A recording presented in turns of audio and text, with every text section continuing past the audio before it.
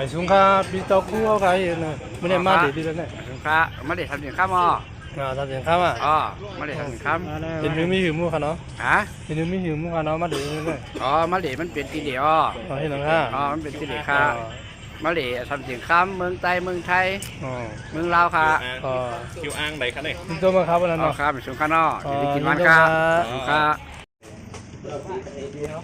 เฮ้ยมื้อนี้มาเดี๋ยวมื้อนี้นะ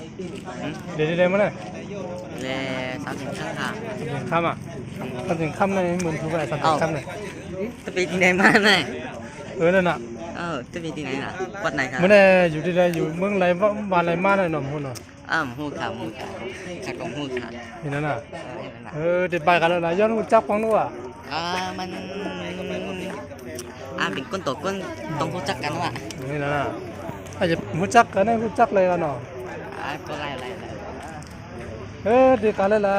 เดินไปกล้องเนี่ยนี่ครับเนาะเขาขามาเดี๋ยวที่ไหนครับเนาะสามเจ๋งคำสามเหลี่ยมทองคำในเขาเนี่ยก็ได้เล่นพวกคำสองเขานะใครมาเดี๋ยวนะครับที่นั่นเนี่ยเนาะมาเรายังน่ะกินยังอ่ะกินยังน้ำหมักนาวน้ำหมักนาวในว่าเฮือน้ำหมักนาวน่ะหมักนาวว่าเฮือหมักนาวเนี่ยหมักผ้าหมัก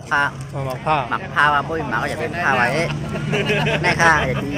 ก็กินเลยอย่าไปพาแล้วนะก็ยี่บอกอย่าไปพานะนั่นแหละ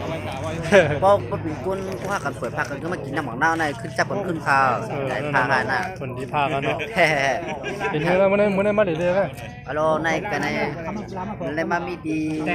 สามเหลี่ยมทองคำเขาอ่ะนะสามเหลี่ยมเนาะผังไทยผังลาวผังมานข้าว3ประเทศค่ะมารวมกันจะบอกมีน้ำของอะไรน้ำคงในกลางค่ะ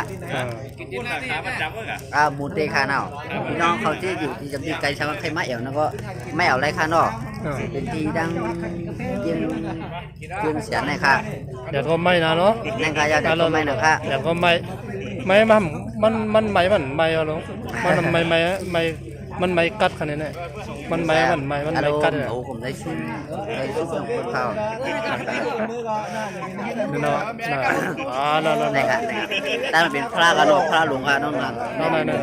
นั่นเป็นจุ่มสังขารจืนเต้าค่ะนั่นมันกันจุ่มเขามาหลายปีครับมันในการที่ผัดดีอยากก็เราค่ะเนาะที่ผัดดีอยากก็เราใครได้ว่ากันรู้อยากก็เราไม่ผัดดีอยากก็เราจ้องอันนี้ไปฉากกันค่ะเนาะจะไปมาจีบไปในค่ะนะค่ะเสียงหิวว่าเสียงกับลูกตัวหรือเสียงหิวว่ามาซุ่มคาเนี่ยมาซุ่มคาเราเนี่ยฮัลโหลเว้ยมันลาบอกมันน่ะดีถือไว้มันได้มาดิเนี่ยมันได้ดีเซอร์ใจเดียวครับเราเนี่ยที่ผ่าที่มือกันเนาะอันนี้แหละสัมภาษณ์ให้ค่ะอะไรหน้าคาเฮสังการก็ได้ค่ะในกาเนี่ยครับเนาะแน่ครับแล้วครับมาตัวดีหน่อยเนี่ยครับเนี่ยก็ได้เป็นเนี่ยสามเหลี่ยมทองคำเนี่ยครับสามเสียงคำเนี่ยครับสามเหลี่ยมดินเนี่ยครับตั้งแต่เดี๋ยวเป็นที่ร้านค้าร้านขายเนี่ยขนาดนั้นเสียงโคน่ะเดี๋ยวเป็นมาขึ้นรถนะครับเนี่ยราคาว่านะครับ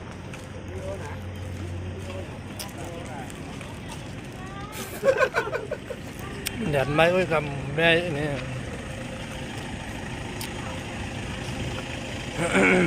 นะครับ